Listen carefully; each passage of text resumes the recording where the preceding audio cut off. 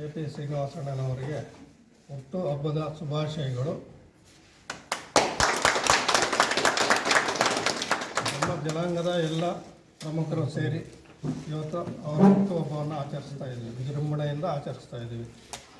ಹಾಗಾಗಿ ಅವರಿಗೆ ಇನ್ನೂ ಆಯಸ್ಸು, ಆರೋಗ್ಯ, ಐಶ್ವರ್ಯ ಕೊಟ್ಟು ಭಗವಂತ ಕಾಪಾಡ್ಕೊಂಡು ಬರಲಿ ಅಂತ, ಮತ್ತು ನಮ್ಮ ಜನಾಂಗದ ಎಲ್ಲ ಜನರಿಗೂ ಅವರು ಶ್ರಮ ಪಟ್ಟು ಎಲ್ಲ ಒಳ್ಳೆಯದನ್ನು ಬಯಸ್ತಾ ಇದ್ದಾರೆ.